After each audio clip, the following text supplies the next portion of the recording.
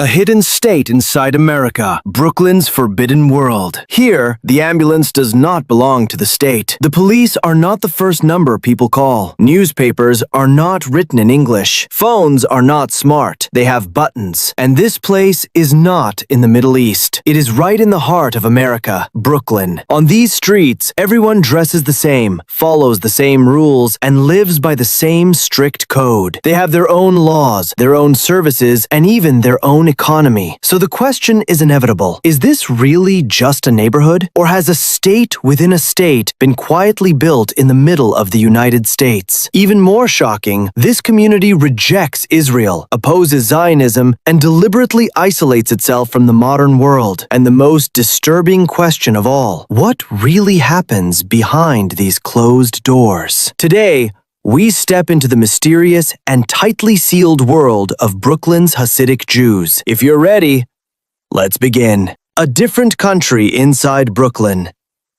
In the heart of Brooklyn, there are neighborhoods where the moment you step inside, it feels like crossing an invisible border. South Williamsburg and Borough Park. These areas function as self-contained cities for Hasidic Jews. From street signs to spoken language, from clothing to behavior, everything tells you one thing. You are no longer in the world you know. English fades into the background. Hebrew and Yiddish take over. The conversations you hear feel like they belong to another century. For outsiders, this is a closed and coded world. South Williamsburg is the stronghold of the Satmar Hasidic community, founded by followers of Rabbi Joel Teitelbaum, who arrived from Eastern Europe after World War I. This group reshaped the neighborhood entirely around their beliefs. The result is staggering. This community has one of the highest birth rates in the United States. More than 800 weddings take place here every year. Each wedding means a new home, a new family, and a rapidly expanding population. The average family has 6 to 7 children. According to New York City health data, this is one of the youngest and most fertile communities in the country. More than 100,000 people live in these neighborhoods,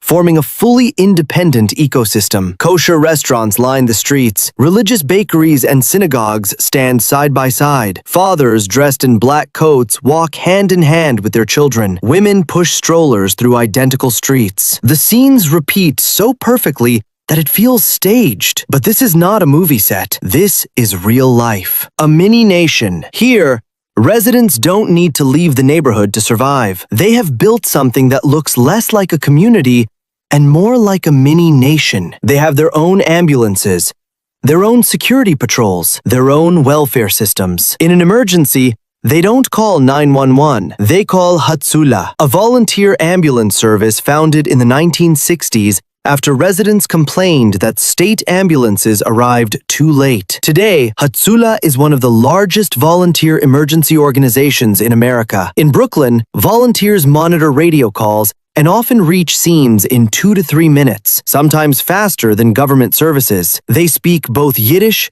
and English. They understand religious laws. For this community, they are the first and most trusted responders. Security is handled by another internal force, Shomrim. They are volunteer neighborhood watch groups. They carry no weapons. They have no official authority. Yet within the community, their presence is deeply respected. Lost child, theft, suspicious outsider, Shomrim are called before the police. To outsiders, this system is controversial. To insiders, it's simple. They are our police. Transportation follows separate rules as well.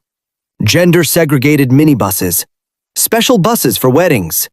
But the strongest pillar of this society is mutual aid. Through systems called Gemach, community members share everything: wedding dresses, baby cribs, strollers, household items, all borrowed for free. Interest-free loans are provided without profit. Every Friday, volunteers secretly leave food at the doors of struggling families. Here, the state does not take care of people. The community does. This system protects them, but it also isolates them. The community that rejects Israel. Now comes the part that shocks even many Jews. Brooklyn is home to a massive Hasidic group known as the Satmar community, numbering nearly 57,000 people. This group openly rejects the state of Israel. They do not recognize it.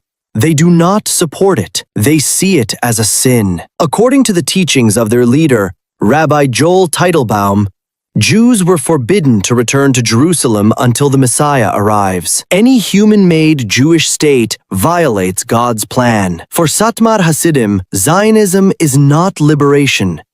It is rebellion. They do not fly the Israeli flag. They do not celebrate Independence Day. They march through Brooklyn holding signs that read, "Judaism is not Zionism." They do not send money to Israel. They refuse military service. Their children are taught from an early age that supporting Israel is wrong. For them, Israel is not a homeland. It is a danger. Education as control. The future of this closed society is protected through education. Children almost exclusively attend community-run religious schools called yeshivas. The curriculum is not set by the state, but by religious leaders. The day begins with prayer. Lessons continue in Yiddish. Torah and Talmud dominate the schedule. Math, science, history, either minimal or completely absent. Boys are trained in religious study. Girls are prepared for domestic life, sewing, cooking, childcare. University is nearly impossible. Most marry young or continue religious education. Men work within the community. Women stay at home or work in approved community jobs. New York State has repeatedly reported that these schools fail basic secular education standards. The community's response is unwavering. Spiritual knowledge is more important than worldly knowledge. Identity, worn on the body. You can recognize a Hasidic Jew instantly. Black coats, white shirts, wide-brimmed hats, long side curls, even on toddlers. This is not fashion, it is identity. Even the shape of a hat can reveal which sect a man belongs to. On Sabbaths and weddings,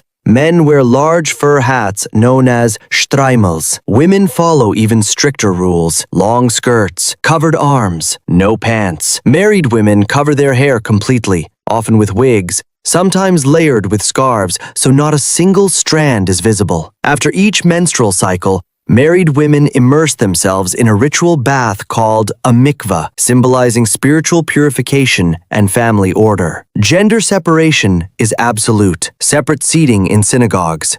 Separate entrances. No physical contact between men and women. Even a woman's singing voice is considered inappropriate in front of men. At weddings, men and women celebrate in separate halls. To outsiders, these rules appear extreme. To insiders, they are protection. Technology, the forbidden enemy. There are no televisions in homes. Smartphones are forbidden. The internet is seen as a gateway to moral destruction. In recent years, tens of thousands gathered in New York's Citi Field Stadium to hear speeches about the dangers of the internet. The message was clear. Technology is a threat to faith. Filtered internet cafes exist under rabbinical supervision. People enter for 15 minutes, check emails, pay bills, and leave. Most still use old button phones. No camera, no internet. Some technology companies even produce special phones just for this community. Still, younger generations find cracks in the system, secret accounts, hidden access. But the overall message remains unchanged. The less technology, the purer the soul. Why live like this? Why remain so isolated in the center of the modern world?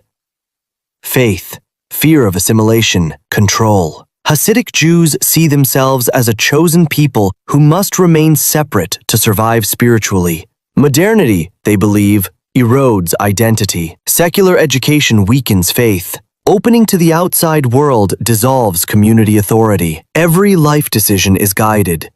Where to live, who to marry, how to behave. For Brooklyn's Hasidic Jews, isolation is no longer a choice. It is a necessity shaped by history, belief, and fear. They do not see themselves as lost in the modern world, but as protected from it. The final question remains: how long can a closed society survive in the center of an open world? Some worlds are hidden in plain sight. Some stories reveal themselves only to those willing to look closer. If you want to continue exploring these hidden worlds, don't forget to subscribe and like the video. See you in the next one.